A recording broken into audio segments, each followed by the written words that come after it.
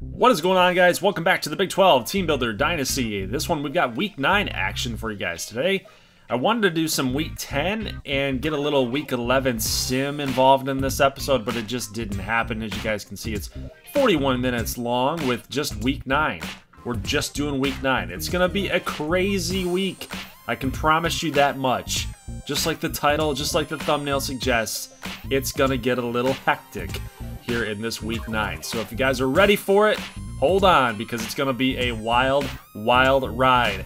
Big time touchdown as Ed Moss is living up to his namesake here. He's going to moss another cornerback. I mean, take a look at this guy. Man, dude, with even the no gloves, he's taking that Camu defensive back to school. 7-0 game here. Amarillo and Anthony Wilkerson gonna check it down to Harold Reed. That's gonna be nothing doing there. Here's a big time touchdown to Mike Ransom for 21 yards, and Amarillo's up on top 14-0 here early in the first quarter.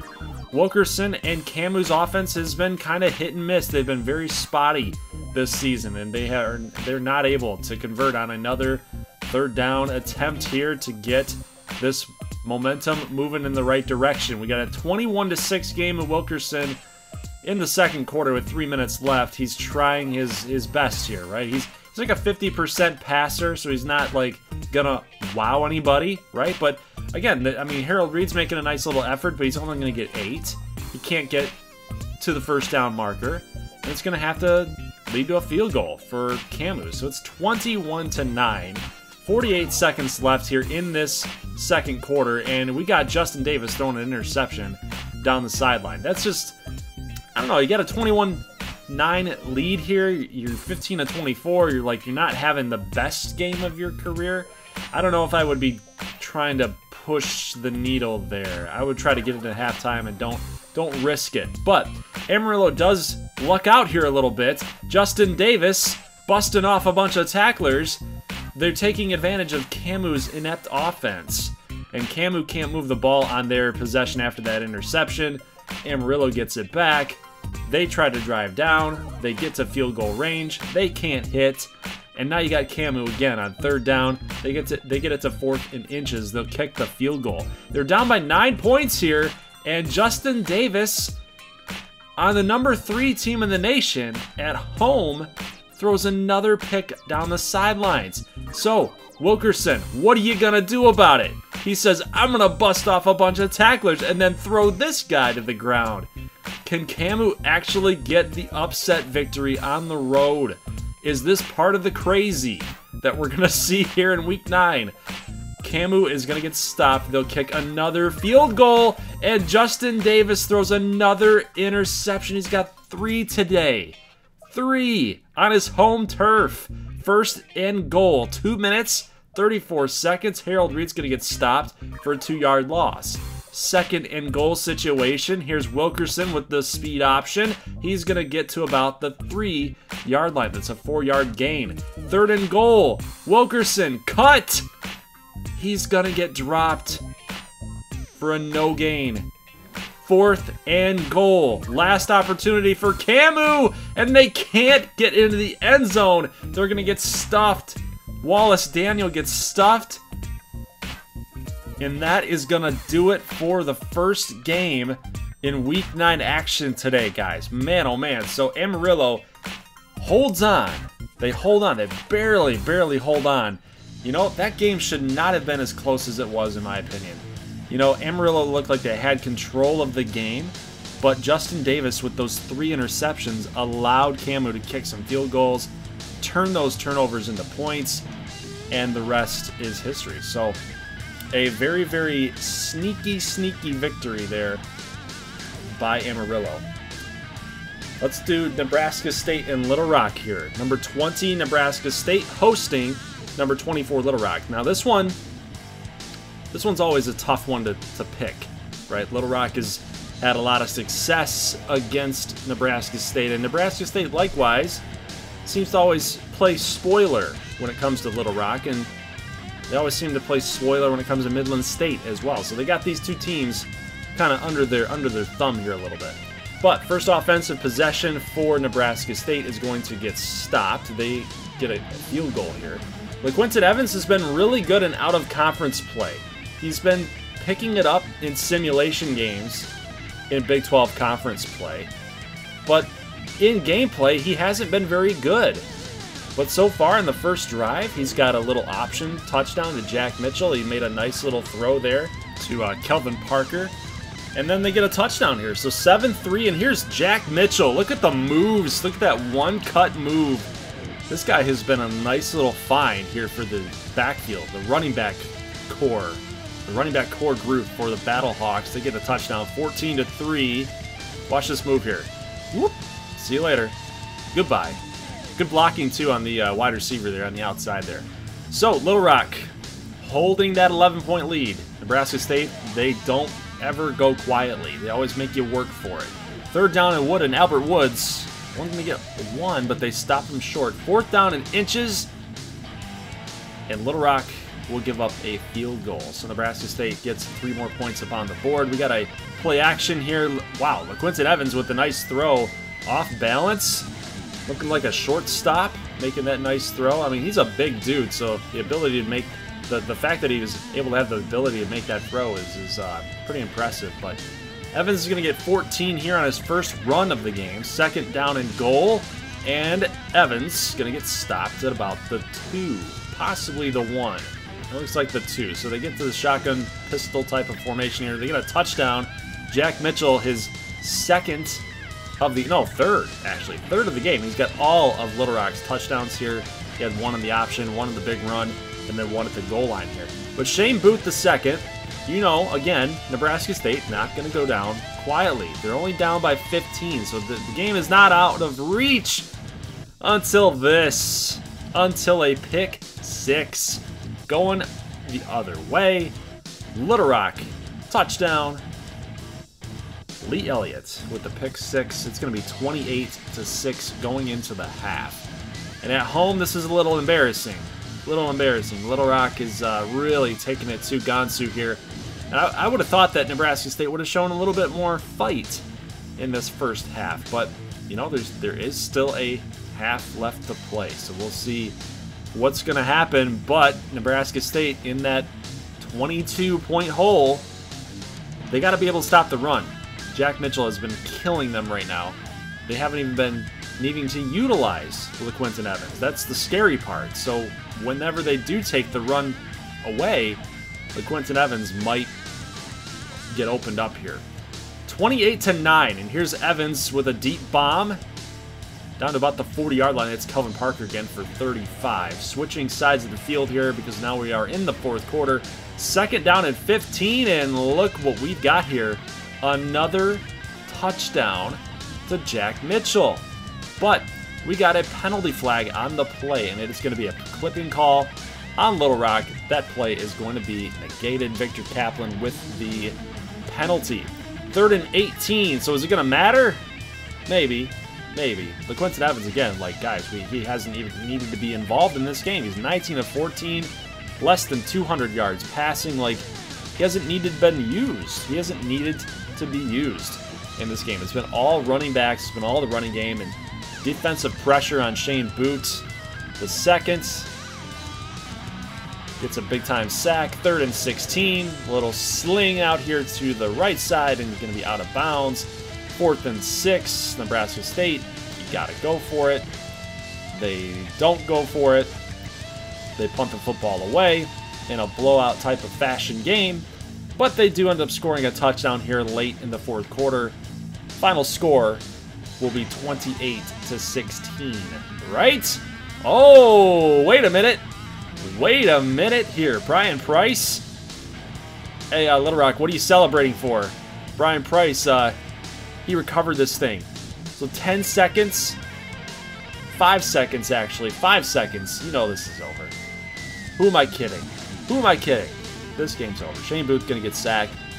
And Gansu drops this one to Little Rock at home, in front of the hometown faithful. And Jack Mitchell, no surprise here, 3 touchdowns, 158 yards. He's your player of the game. Let's move on to the Battle of the Basin. One of my favorite rivalries in all of this series, Midland State and Odessa State. If you guys haven't followed Tom Roden on Twitter, he's been following the Odessa State little scandal that's been going on with Braxton Austin, the head coach. A little distraction, maybe, possibly, for Odessa State here in this Battle of the Basin, but maybe not.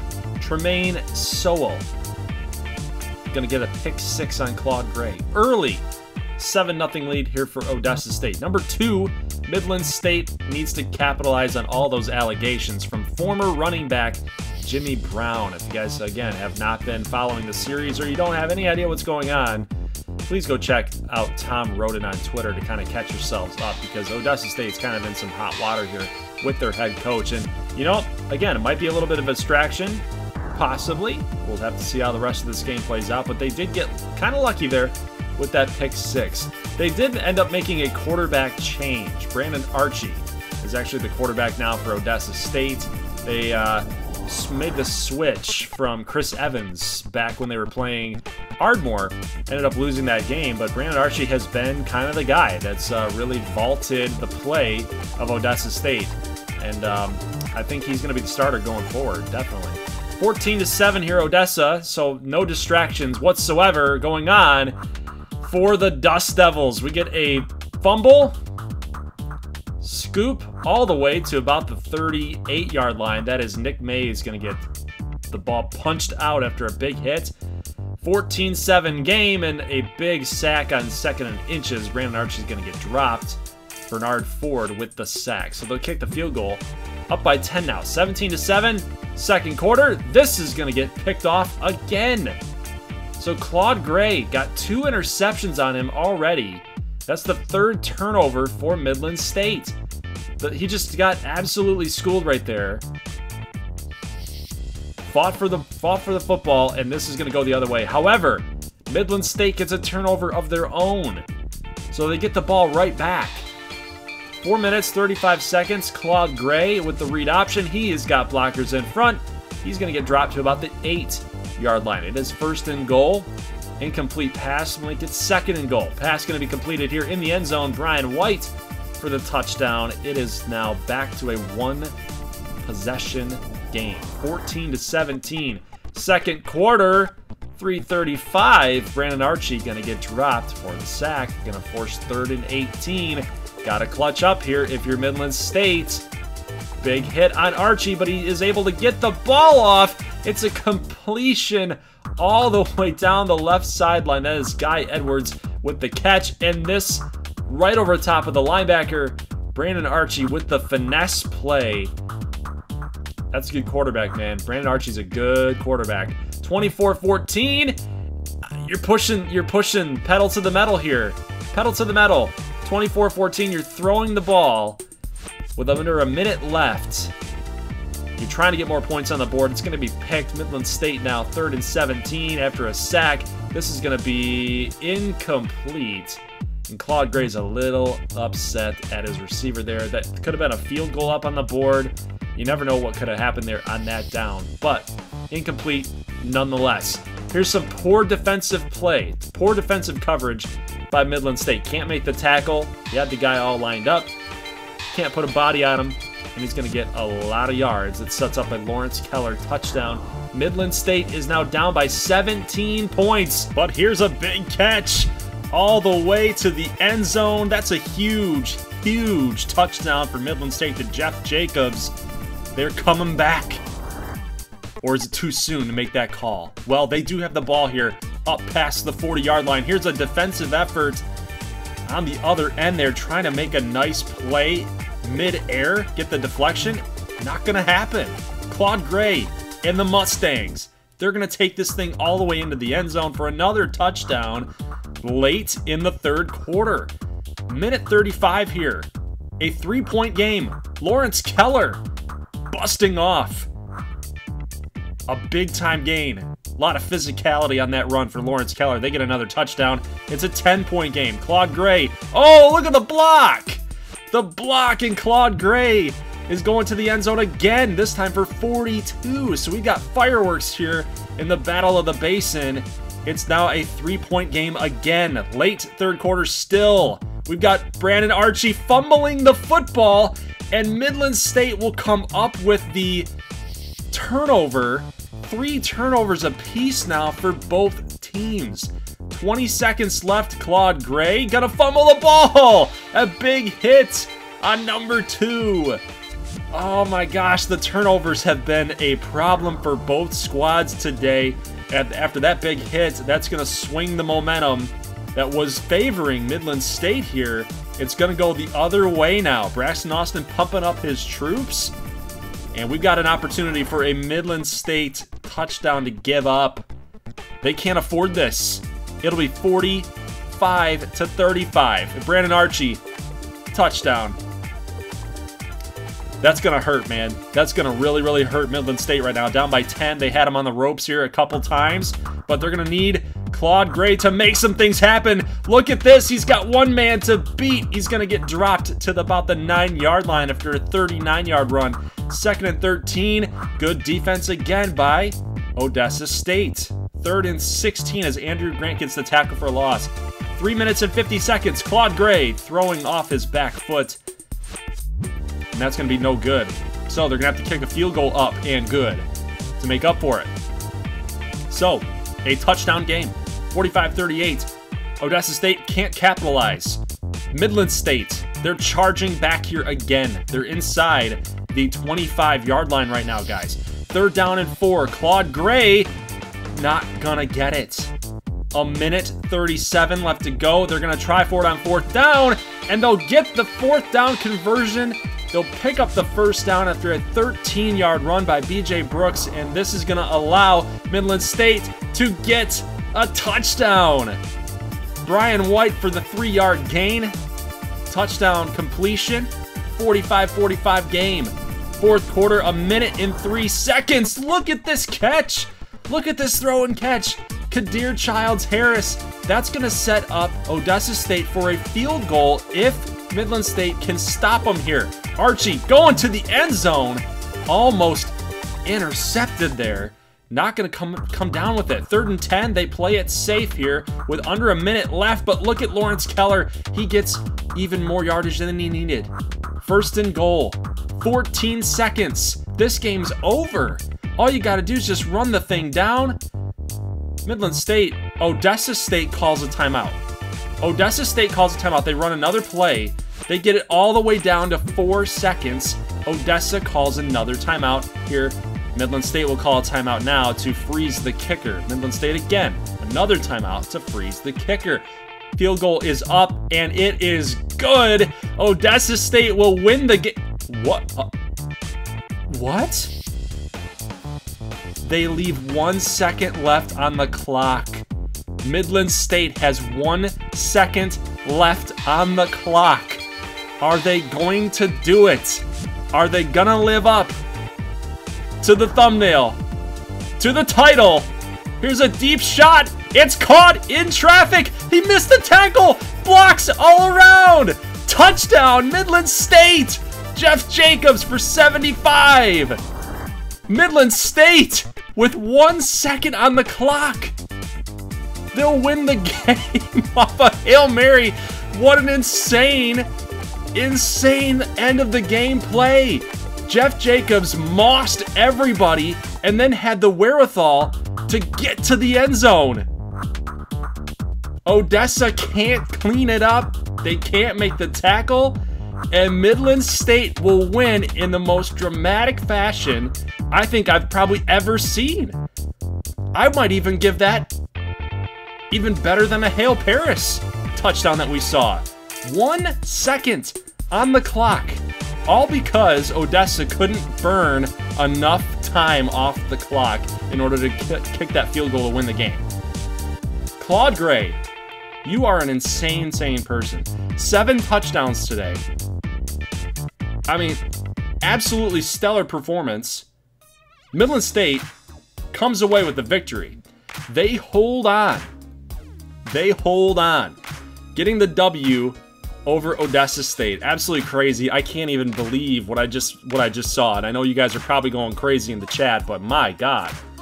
Maybe the Braxton Austin thing might have been a distraction for them at the end of that game. Mismanagement of clock, man. They must have been thinking about something else here. I'm not too sure. But let's move on to rainy Oklahoma. Rainy Broken Arrow. Chad Masters and this UBA offense, guys, has not been playing very well whatsoever. They have just not really gotten it together with Timmy Tran or Chad Masters. Their offense has really struggled this season.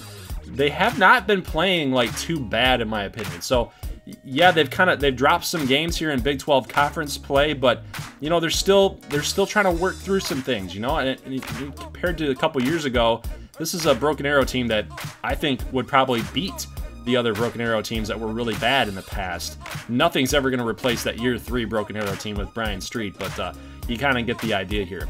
McAllen, couple mistakes right now. I mean, this is what they do. This is who they are. They make mistakes. That's the big M right there for mistakes and miscues and just not really getting it done, right? Jarvis Humphrey freezing on 3rd down and goal on a read option play. You can't get it done. So Socrates Fortlow, one of their big-time recruits, way back. That's an OG custom prospect name, but we got UBA offense here struggling again on 3rd and 13 now. That was a 2nd and 13 attempt. Chad Masters can't get the completion.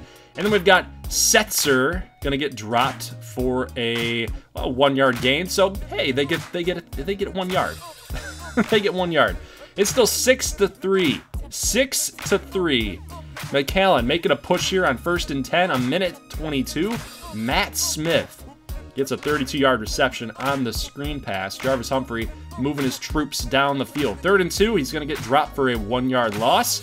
Settle for another field goal. We got a baseball score going on, 9-3. 2nd down and 6, and then Chad Masters with the big-time run, but he can't get a good block. He can't get a good block. That would have been a touchdown for UBA, but they're going to throw an interception into the end zone. This is what I'm talking about. It just doesn't seem to matter what quarterback that they put in here. Timmy Tran, Chad Masters, it doesn't seem to matter. Everything's just a big-time struggle for this team. And ref, get out of the way, sir. Well, I guess he just got vanished into oblivion. He got Thanos snapped again. You know, we saw that a couple times. I think last week we saw that with our referee. But Jarvis Humphrey going to get a touchdown, running style, 16-3. Field goals are not going to win you the game. UBA. It's a good defensive effort, but Chris Hurst, he's been around here for a while, going to get a touchdown. Chad Masters now 1 touchdown, 2 picks. And they're back here in the 4th quarter, guys. We're already in the 4th quarter. Can you believe it? I can, because this game has been so boring. This game has been so boring that we haven't had any scoring to show. So yeah, we're in the 4th quarter now. 16-16 after Connor Setzer, one of their big focal points on offense this season in year 8. Gets in for a touchdown. 17-16. UBA takes the lead here. Here's a 3rd down and 12, and Antonio Calhoun is not going to pick it up. It's going to let Broken Arrow have another shot here to get a 1st down, but they go with that 3rd down screen again. That 3rd and long screen. They're going to attempt a field goal here to make it a 4-point game, and it's another miss. So, hey, that rainy condition, that rainy weather is starting to get to these teams. We've seen a lot of diving catches in today's game, in the mud and the mud and the muck and the slop. 23 seconds to go, and McAllen really has an opportunity here to put this game away. Just kill the clock. Just kill the clock. You got 2nd and goal. You're draining it down here. 10 seconds. Why are you spiking the ball? Don't spike the ball with 9 seconds. Run a play and call a timeout. But they'll kick the field goal up and good. They do take the lead. Right, 19-17 with 7 seconds left to go. But we've seen it happen a little earlier. Here's a deep bomb from Chad Masters. He's got one man to beat. He's going to the end zone. Broken Arrow with the touchdown to the tight end. Who knew that the big man had all those wheels? Chad Masters fires up the Hail Mary throw, and the defense for McAllen just wasn't there. The capital M on their helmets. Miscues, mistakes, mishaps, miscommunication. You come up with your own in the comment section, guys. Man, oh man, McAllen. losing another close one, and they lose to Broken Arrow of all programs here in the Big 12. Yeah, you know, no slight to Broken Arrow, right? They've had some success in this series, but dudes, year 8 is not it for Broken Arrow. You can't lose to Broken Arrow in gameplay. All right, let's move on. After 2 Hail Mary wins, we're going to take a look at Shreveport and Denver Tech. Kind of a tale of 2 different programs here that are playing against each other right here. Again, in another rainy environment here in Louisiana, Shreveport, Louisiana. Shreveport being the number 10 team in the nation. They've been a bad program when we started. Then they've really taken off. They've built this thing up. And then going up against Denver Tech, who's just always been good. So it's going to be a nice little, fun little battle that we're going to watch here in rainy Shreveport. But so far, look at the play calling. Look at the scheming for Shreveport. They're already up here 3-0, and then Brian Mayfield going all the way to the 1-yard line for 40 yards. The tight end gonna get in for 40 yards. Who knew that he had that kind of speed? What's up with the tight ends lately? Jeez, oh Pete. 10-0 game here. Denver Tech gives it off to Hank Fa'amona, the Hawaii running back, custom prospect. Nice to see him getting involved in this offense. He's a big-time bruiser. He's a fullback by trade, but they are utilizing him to kind of do that ground and pound style of offense because they needed to get back to their identity a little bit, down 10-0. They needed to get back to what they do best, is running the football. Andre Brandt going to get 14 on that run. It'll be good for a touchdown as they give it off to Russ Colvin for the score. Denver Tech takes the lead, 14-10. Mid part of the second quarter, here's a shot up the middle and picked off. Shreveport gives it up. Shotgun Smith now 5 of 8, a touchdown and a pick. That's Brandon Pierce with the interception there. But take a look here. Shreveport, they play some solid defense, guys. They're a very, very sound defensive team, and they've been that way since year number 6. Antonia Miles Jr., another custom prospect with the no gloves, of course, no gloves, but he's going to come up with a pick, and it's going to give Shreveport another shot here. So that was a really timely interception for Shreveport. That would have been an easy score. Would have been a field goal, maybe a touchdown, but at least a field goal for Denver Tech. Unfortunately for Shreveport, they can't cash in on that turnover. They'll punt the ball away. They'll give it back to Tech. Tech will drive back down. Andre Brandt gets a touchdown and makes it an 11-point game, 21-10 here in the late part of the second quarter. And that's kind of a dagger in my opinion. It's kind of a dagger, but we'll see if Shreveport's got something up their sleeves here. Here's another big-time catch. So that's the same play call, really. They're going back to him. Brian Mayfield with another 40-plus yard catch. This one for 43. 2nd and 10. Pass completed to Chad Culp for 8. And 5 seconds on the clock. They will call the timeout. The field goal will go up, and it will be good. Shreveport pulls within 8. Kind of been a little bit of a defensive battle. 2 teams making some early mistakes, 2 interceptions. Score would definitely be a little bit different had those interceptions not happened. But Denver Tech seems like they've got control of this game. They just feel like, you know, they've converted on their opportunities a little bit more than Shreveport. Shreveport's just kind of hanging in there. Not saying Shreveport doesn't have a chance. It's still a 1-score game plus a 2-point conversion. So they still have a shot, but their defense has to come through, and it does here on this drive against Tech. So Andre Brandt going to get sacked here. 1st and 10. Shotgun Smith with a big arm. He's going to find his man down the left sideline all the way to about the 19. It's a huge, huge throw. Sets him up for at least 3 points. You're going to need it. 3rd and 5. David Brown, the running back, going to catch this for 3. And 4th and 2. They'll kick the field goal to pull it in within 5. Now here's the defense I want to see from Shreveport. Blake Berry gets stuffed by Samson Stewart. Gonna get stuffed, man. That was a big-time hit. And here's a deep throw up the middle.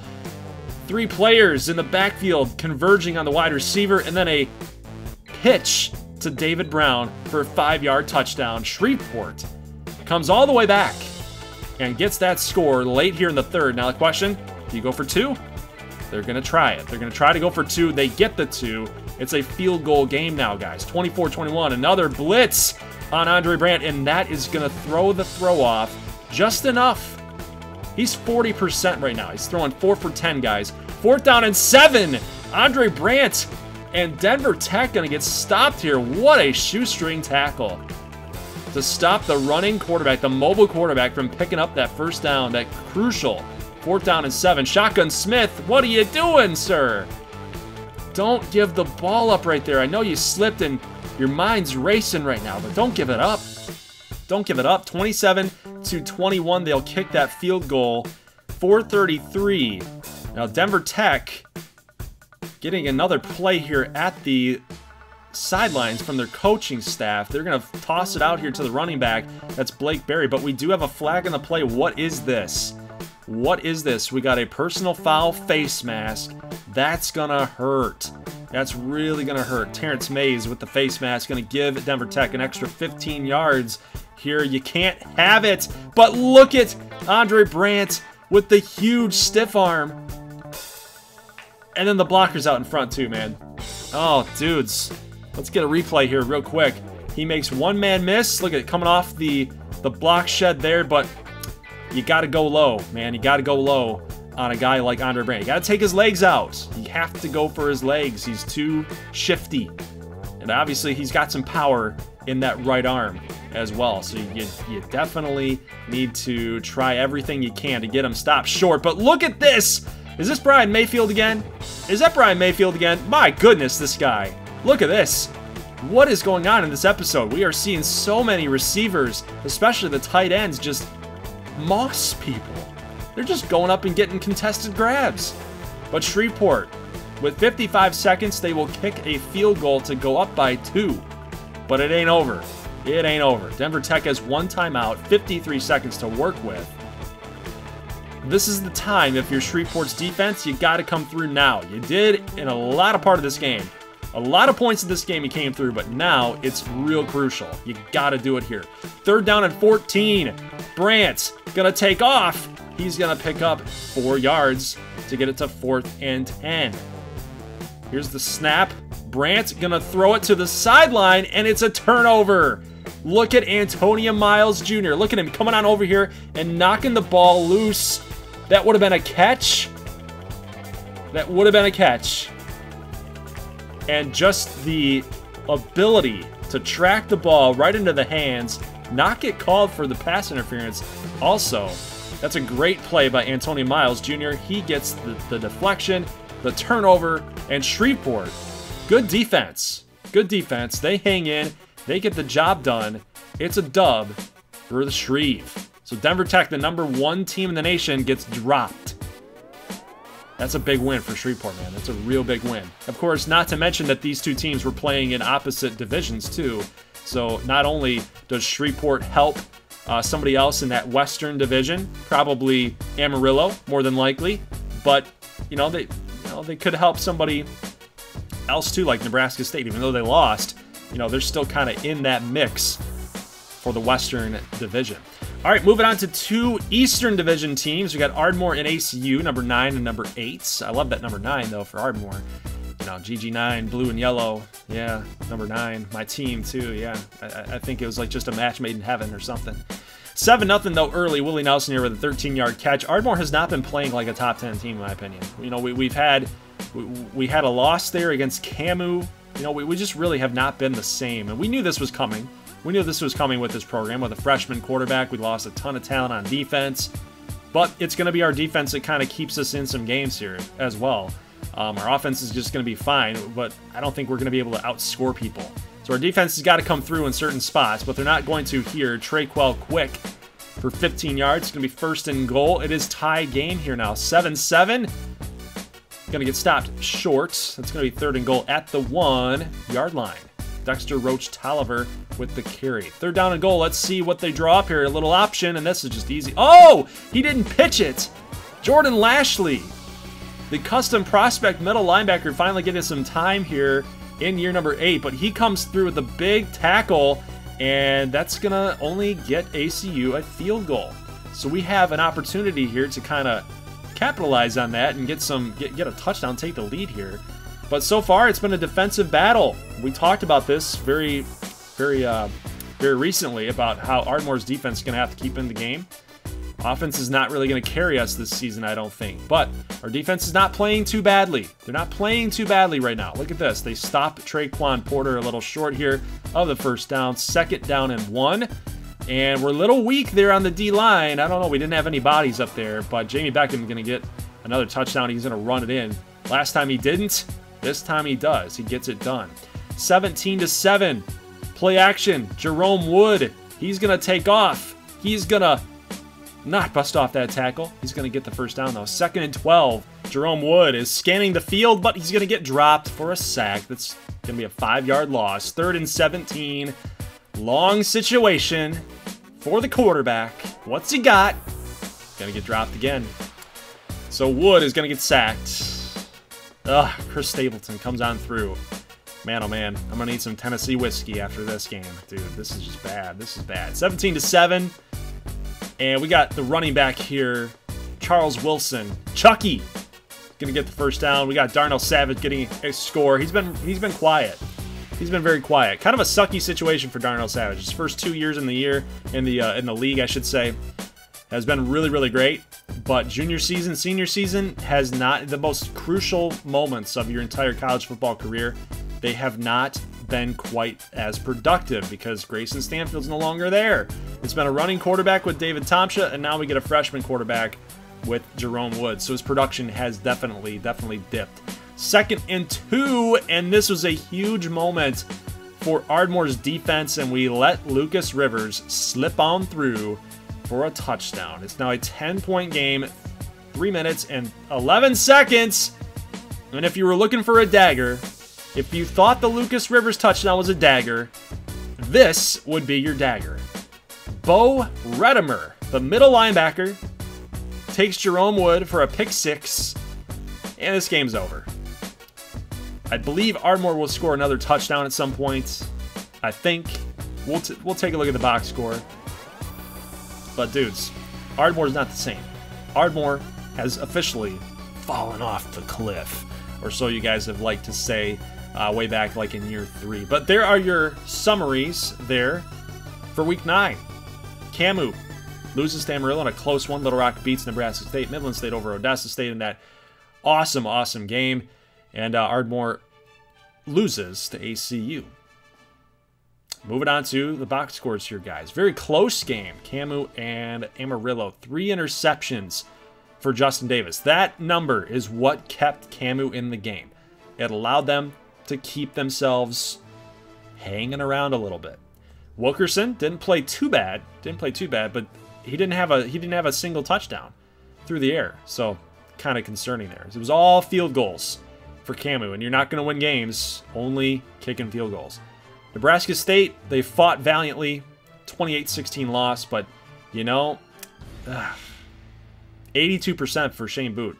Like, that's what I'm saying. They fought valiantly, but just didn't get it done when it mattered the most. Now, they held LaQuinton Evans to 9 of 15 for no touchdowns, but we talked about this, that Jack Mitchell was so effective that there wasn't any reason to use LaQuinton Evans whatsoever. So, you know, yeah, his production waned a little bit. Might not be considered for the Heisman at that point just because of the game. Maybe the voters take into account game flow, but I don't think the computer's that smart. I think they look at the production and the numbers there, but fortunately, LaQuinton Evans, you know, you kind of took a back seat for the team in this one. 622 yards for Midland State, and they stay undefeated. So while Odessa State doesn't have a win in conference play, Midland State moves to 4-0, 8-0 on the season. 205 yards for Claude Gray. And what a game. What a game. I feel like this was the best game I've ever watched. And it always happens with Odessa State. Have you guys noticed this? Little Rock, Odessa, Hale Paris against Gunner Rivers. We saw that game live. We saw Odessa State and Virginia with Stan Leach, their former head coach. I mean, it seems like every time Odessa's involved in some gameplay, there is an opportunity to have a great game to watch. I've noticed that. But either way, Odessa, they fought hard, couldn't quite get the W. McAllen drops another close one to an opponent that they should have beaten. They should have beaten Broken Arrow, for sure. But again, defensive miscommunication in the defensive backfield. What else is there to say? What else is there to say? Denver Tech loses. They fall to number 10 Shreveport. And that's a big victory for Shreveport as it gives them an extra little advantage there in the East Division. They help out whoever is chasing Denver Tech in the Western region. Now, obviously, Amarillo is still undefeated, so they are now they hold that lone #1 spot out in that Western Division with Midland State. And those two teams, they still have to play against each other, right? So this is going to be a really, really down to the wire type of Big 12 conference season in year 8. It's going to be a lot of drama here towards the end of the year, and that's what we're going to talk about in the next episode. We're going to get Week 11. We're going to get Week 10, actually. Week 10, Week 11, and the rest of the season. We're going to do the whole thing and wrap it all up nice and pretty and put a bow on it and get you ready for the Big 12 championship game. So next episode will be just that. Week 10 all the way through the rest of the regular season. And keep in mind, guys, with the matchups here that you see on the screen, there's nothing really to gain here other than ACU Shreveport out in the East. So we're going to watch that game.